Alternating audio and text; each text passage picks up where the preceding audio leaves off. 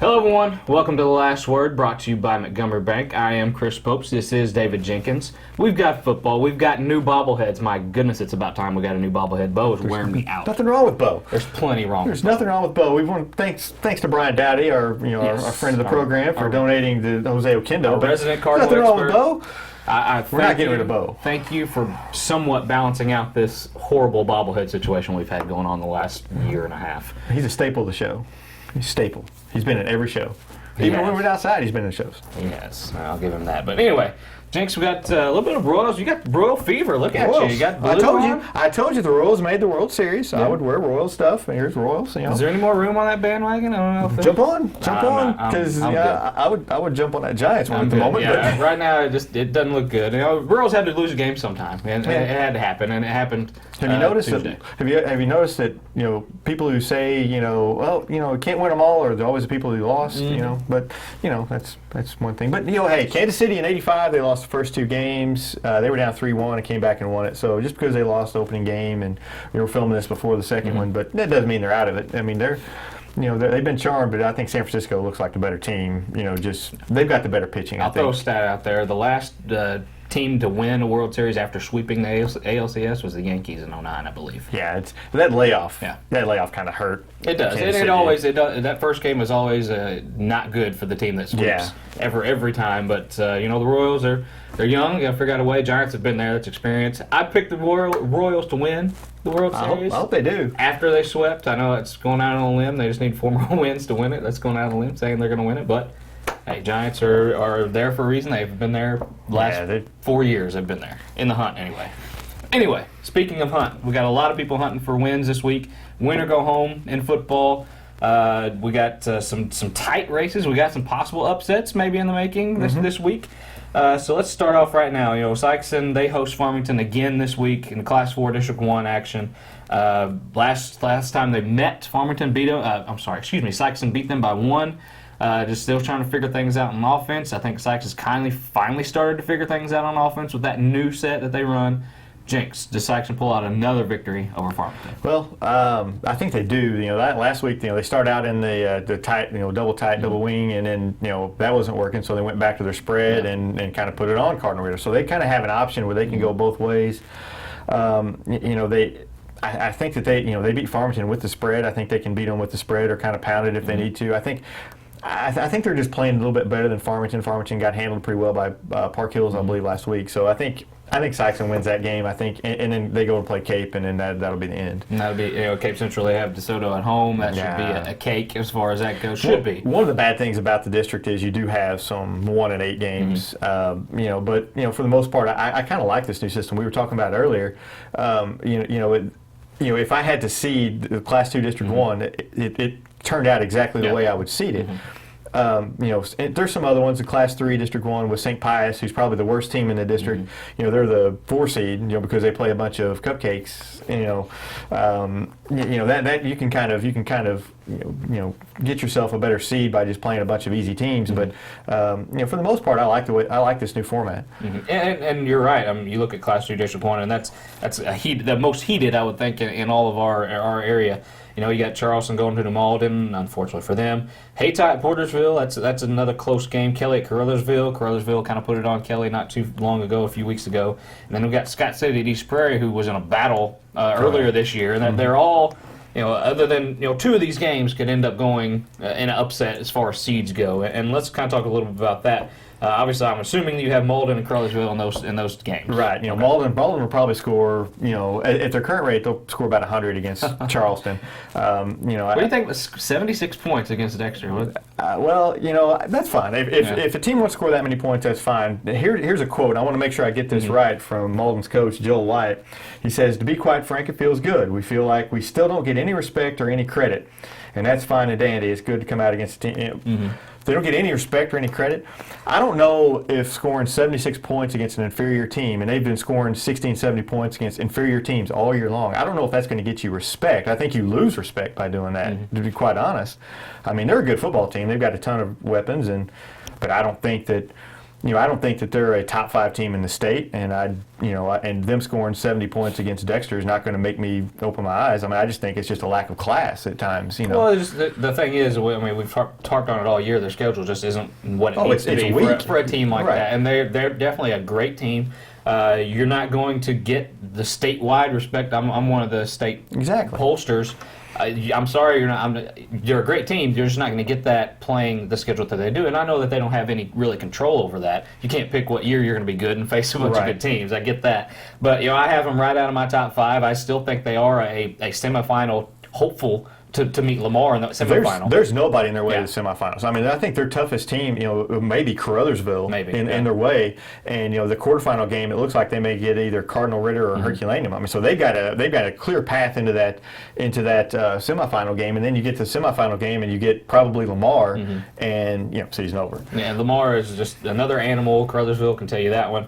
But you're right. It's I don't think anybody disrespects them. It's just you haven't really done anything to gain that awe-inspiring team that you maybe he's just trying to put a chip on his team's shoulder. I think that's a lot of but I really hope that he doesn't think that scoring 76 points against an inferior team is going to give them respect. I don't think that's I don't think that's the way you do it. I really hope he doesn't think that we disrespect him either. They're his teamers because we all think they're a great team. They're a good team. We've been saying they're the 3rd best team in Southeast Missouri all year long, and I don't think that they beat Jackson. I don't think they beat Cape Central. Maybe they do, but I don't think that they beat those 2 teams. I think they're the best small school in the area. I don't and I don't know how much more respect that he wants. Unless he is talking about statewide, and even then, like you said, they don't play anybody. They don't play anybody to get them up in that upper echelon. So, I don't know what he's kind of, unless he is trying to get his team to play with a chip on their shoulder. I think that's what it is. You're going in, you're an underdog, and that mentality, even though you are undefeated and have not been challenged one bit this season. You go in with Lamar thinking that everybody's against you, and in that case, you probably are right. Yeah. But hey, if Malden does what they need to do, win the games that they're supposed to win, and competes with Lamar, and maybe even pulls off the major upset, you'll get all the respect you need. I promise you, if they play Lamar, I'm rooting for Malden. I'm a huge Malden fan. I want Malden to go as far as they can. But at the same time, I just kind of question that quote. Maybe I just don't. I don't understand what he's trying to prove by running up the score on these teams. And they've got a ton of weapons. They are extremely tough to stop. They remind me of the Crowsville teams. 4 or 5 years ago that ended up playing Lamar. Those teams. They remind me of those teams. They're very good. Very good football team. I'm one of the few as far as you don't blatantly run it up, but you just do what you need to do. It's the defense job to stop you. Exactly. And then I'll come from that, basketball, football, whatever. There are ways. I know there was a questionable kick at 70-0, a kickoff at 70-0. From what I was told, I was not at the game, but I was told there was a questionable kick that looked like an onside kick at 70-0. Yeah, you don't do that. But could have slipped. Yeah, but it could have been just a kick off side of the foot or something. I wasn't there, so I don't know. But they do have all kinds of weapons, and they're tough to stop. And So what we're saying is Malden beats Charleston this week. Malden beats Charleston. Sorry, Charleston. Caruthersville also beats Kelly. We've got that game. They coming off of a big win over Kelly already this week, year. We got Hayti at Portersville. Now this has kind of developed into maybe not as close of a game because Portersville has some injury news. I think it's still going to be close, but Portersville's Derek Priggle, their linebacker, and their starting quarterback and another linebacker, John Garrett Killam, he's out, and so those two combined for they were all the first time they played. I covered that game. They had all the scores for Portersville, so they're losing every bit of their scoring they had against Hayti the first time.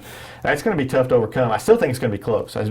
Ian Torrey's a freshman, but he can play some quarterback. He's very athletic. He can do some things. And Daniel McCray is a good running back. The key is, can they stop Hayti's big play?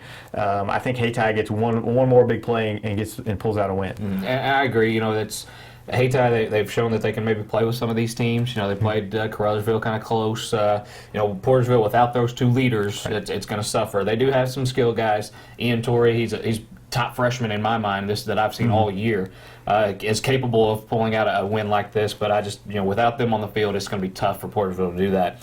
Speaking of Portersville, since we're on it, softball team's going to state in semifinals. Their volleyball team won. Their girls sports are just rolling. Girls athletic program is rolling at Portersville. I want to congratulate them on that success. But it kind of goes in cycles like that. You got some girls that and they don't really have too many crossover players. They have their volleyball players and then their softball players. So it's good to see. Good to see from them.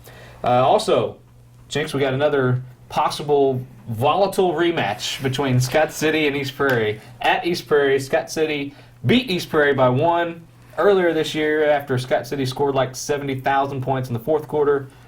Do they do it again? Yeah, East Prairie scored 30 points in the fourth quarter the first time they played them, and still lost by 1. Yeah. And East Prairie's got to come to play early. If they come to play early, I think East Prairie wins this game. I think I think Scott City won't. I think Cox had. I've got the numbers. He had like 41 carries and 200 something yards. He threw for like 250 yards or something, which he's capable of doing every week. He is. He's capable of doing that, but I don't think I don't think there's a repeat of that. I think East Prairie wins in another shootout, but I think they win by a touchdown. I think they start a little bit earlier than that fourth quarter and start making their move. You'd like to see that. It's one of East Prairie's first home playoff, win-or-go-home playoff games since like the early 90s. But Scott City is the 6th seed. East Prairie is the 3rd seed. I'm taking East Prairie as well in that game. I think, like you said, they're going to be ready this time. Scott City upset Charleston last year in that first round. You had to bring that up, didn't you? Yeah, they upset some Charleston last year. So Scott City, they've known for coming back, so and upsetting some teams. So but I'm going to stick with East Prairie. Yeah, got another possible upset here. We got number 5 Dexter versus number 4 St. Pius X in Class 3 District 1. Seeds, you can kind of throw those out the window in this matchup, I think, James. Yeah, St. Pius, they haven't played anybody. I mean, their biggest wins against Herculaneum. They lost to Prairieville. Prairieville's not a very good team. I think they have 2 wins on the season. St. Pius doesn't look like a very formidable opponent. I think Dexter will win that game. I think it'll probably close because, Dexter's going to have to go on the road to Festus, and they're probably still seeing Malden in their dreams. But I think Dexter will pull out that win, and then they'll get to play Park Hills Central because I think Park Hills will take care of New Madrid. Possibly the biggest upset in the making in this week would be number 6 Kennett going to number 3 St. Genevieve. Jinx, I know you desperately you felt it. You wanted to pick Kennett. I picked Kennett because my beautiful wife told me to. Who do you got? I'm going to take St. Genevieve. Yeah. I think Kennett's going to win the game. Yeah. For our picks thing, we have a picks race, and I'm tied for first place now. So I've got to kind of follow some chalk a little bit, but I think Kennett's going to win the game. I think Kennett with the quarterback, Wilson, he's so quick. He's going to be on turf. I don't think St. Genevieve has anybody that can catch him, and they're playing so much better. They get better week after week after week with Wilson at quarterback. My gut tells me Kennett's going to win this game. He's definitely an X factor, and since he became the starting quarterback, kind of developed into that role a little bit more.